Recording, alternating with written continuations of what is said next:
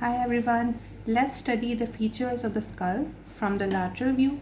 This view of the skull from the lateral side is known as the Norma Lateralis. First of all, we will identify the bones which we can appreciate in this view. The first one here is the frontal bone. Moving from anterior to posterior, this one is the frontal bone. Then we have this bone, which is the parietal bone. Posterior to the parietal bone, this small part that we can appreciate is the occipital bone.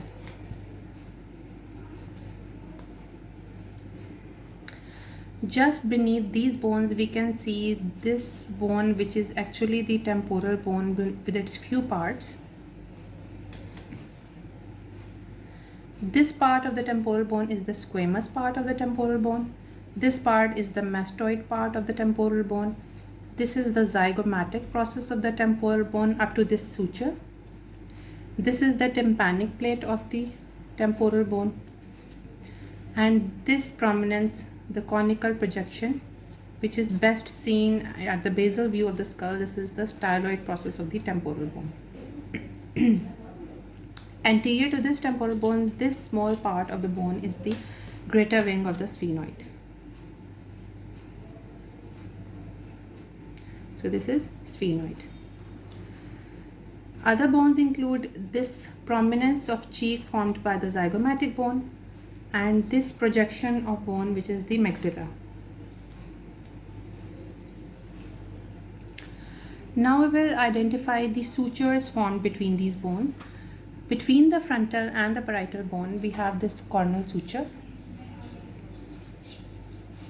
Between the parietal bone and the occipital bone, this suture is the lambdoid suture.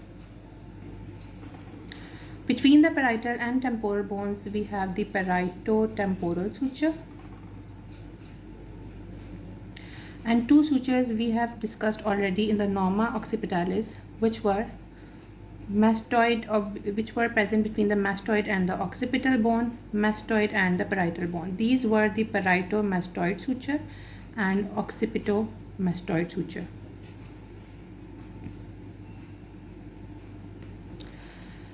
Now we need to identify the suture which is present between this temporal bone and the zygomatic bone. This is the zygomatico-temporal suture. And then there is a very small suture which is present between this process of the zygomatic bone and the frontal bone. This is the frontozygomatic suture.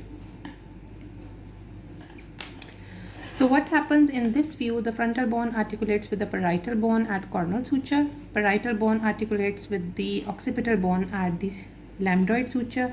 There is temporoparietal suture between the temporal and the parietal bone. The mastoid part of the temporal bone articulates with the parietal bone and the occipital bone at the occipitomastoid and parietomastoid suture.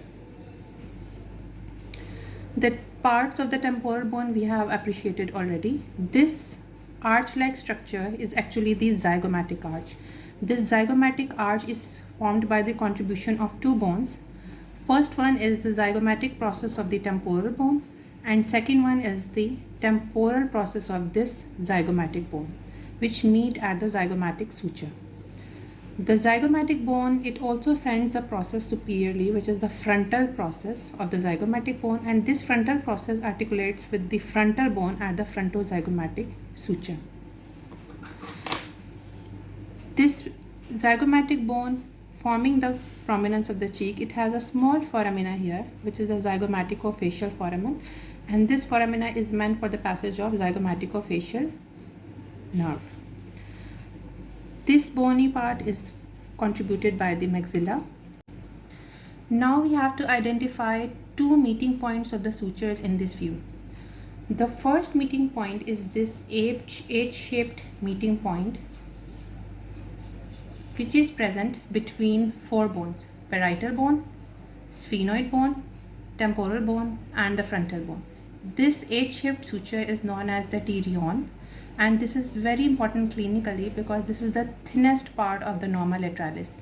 Any damage, any trauma to this part can damage the anterior branch of the middle meningeal artery, which lies just beneath this part. So, and the damage to that artery can lead to the epidural hematoma. So this is clinically important site of the Norma Lateralis. Other meeting point that we have to differentiate is present posterolaterally. This is the meeting point between the temporal bone, occipital bone, and the parietal bone. This point is known as the Asterion or the posterolateral Fontanelle. We can also appreciate temporal lines in this view, which along with the upper border of the zygomatic arch and the frontal process of the zygomatic bone house the temporal fossa. This fossa has the temporalis muscle and overlying temporal fascia. Other feature in this view is the presence of this fissure right here, which is between the maxilla and the lateral pterygoid plate. This fissure is known as the pterygomaxillary fissure. And if we lead this fissure internally, it leads into a fossa which is known as the pterygopalatine fossa.